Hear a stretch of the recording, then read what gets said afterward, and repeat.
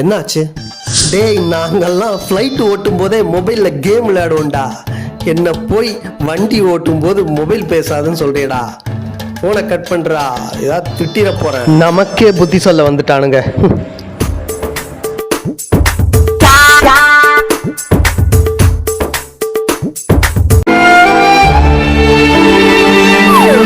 போய் உட்காருங்க.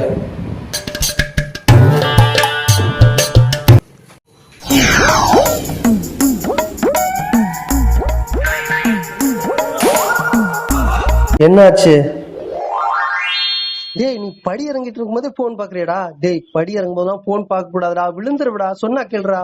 டேய், நாங்கெல்லாம் எவரெஸ்ட்ல ஏறும் போதே இன்ஸ்டால ரீல் போடுவோம்டா. நம்ம கிட்டே வா.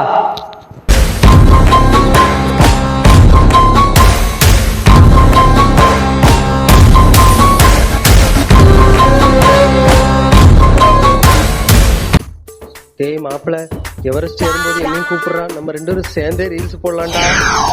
போய் உட்காருங்க. போனால நான் கெட்டேன், போனால நீ கெட்ட, போனால உலகமே தலைகீழா சுத்துதடா. நொண்டி அடிச்சுலாம் அங்க விளையாடக்கூடாது. கிளம்பு. தன்னன்னா தன்னேனா தன தன்னன தன்னன தன்னேனா தன்னன்னா தன்னேனா தன தன்னன தன்னன தன்னேனா. என்னாச்சு? டேய் போன குர்ரா, டேய் போன குர்ரா, போன குர்ரான்றல்ல. சிங்கத்தை சீண்டிட்டியடா.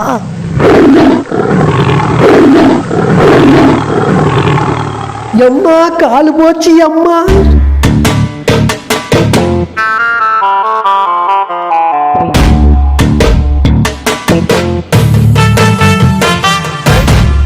மாடிப்படியில உருண்டதை சொல்லவா?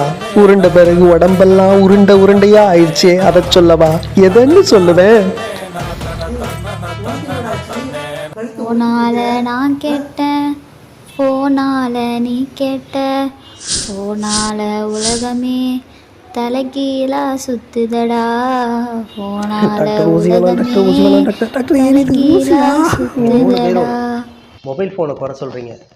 எவரெஸ்ட்ல ஏறும்போதே இன்ஸ்டால ரீல் போட சொல்லி மொபைல் ஃபோன் சொல்லிச்சா?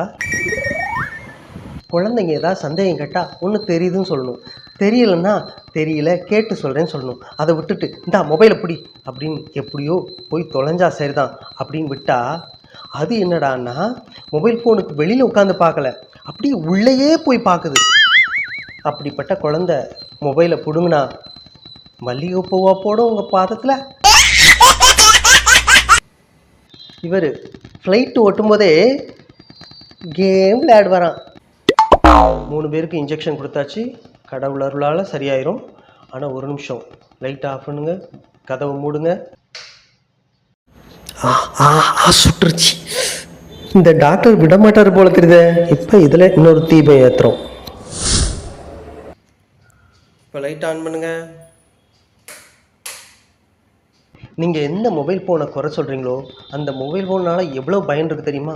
முன்னாடிலாம் பணம் அனுப்பணும்னா இங்கேருந்து பணம் அனுப்புனா ஊருக்கு போய் சேர்றதுக்கு 3 நாள் ஆகும். ஆனால் இப்போ மொபைல் பேங்கிங் மூலமாக 2 செகண்டில் போய் சேர்ந்துடும். ஒரு பொண்ணு நைட்டு 10-11 மணிக்கு வெளியில் தனியாக போகிறா.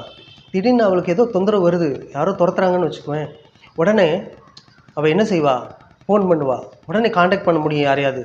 முன்னால் அப்படி உண்டா? முன்னாடிலாம் ஒரு விஷயத்த ரொம்ப தூரம் இருக்க ஊருக்கு கொண்டு போய் சேர்க்கணுன்னா லெட்டர் எழுதணும். அது போய் சேர 3 நாள் 4 நாள் ஆகும். ஆனால் இப்போ ஒரே பட்டன், உடனே போய் சேர்ந்துடுது மெசேஜ். இந்த மாதிரி மொபைல் ஃபோனோட பயனை சொல்லிகிட்டே போகலாம். சுவாமி விவேகானந்தர் சொல்வார், this world is like a fire, neither good nor bad, but how we use it that matters அப்படின்னு. இந்த உலகம் நெருப்பு மாதிரி, நல்லதும் இல்லை கெட்டதும் இல்லை.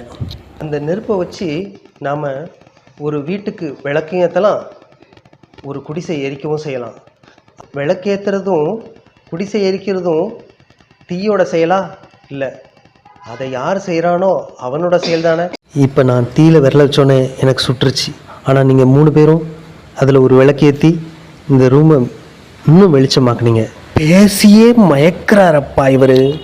மொபைல் ஃபோன் மேலே எந்த குற்றமும் இல்லை, அதை யூஸ் பண்ணுறான் இல்லையா, அவனோட பக்குவத்தை பொறுத்து தான் அதோட பயன் இருக்கும். சரி, 3 பேரும் போயிட்டு வாங்க. நம்ம வாழ்க்கை நம்ம கையில் தான் இருக்குது. கழுத்து சுருக்கணவரே வாங்க. இனிமேல் வண்டியில் போகும்போது மொபைல் பேசவே கூடாது. அப்பாடி. அவங்க 2 பேருக்கும் சீக்கிரம் குணமாயிரும். ஆனால் உங்களுக்கு கழுத்து நேராகிறதுக்கு அட்லீஸ்ட் 2 வருஷமாக பிடிக்கும்.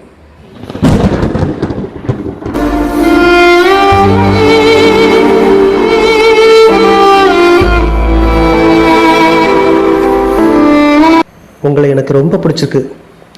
இந்த மொபைல் ஃபோன் உங்களுக்கு கிஃப்ட்டு. என்ன பிராண்டு சார் இது? சார் ஃபோனே இல்லை. கழுத்து என்ன சார்?